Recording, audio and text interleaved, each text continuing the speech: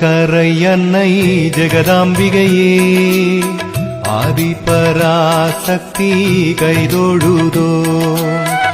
ஆதியும் ஜோதியும் தேவினியே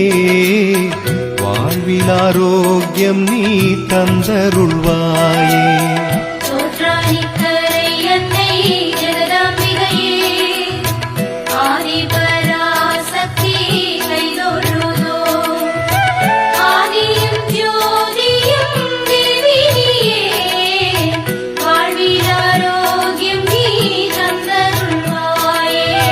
பார்வதி தேவி ஸ்ரீபத்ரகாளி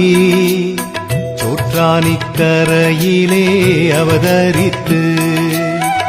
ஆதிபராசக்தி சத்தியமாய் அகிலம் காத்திட வந்ததாயே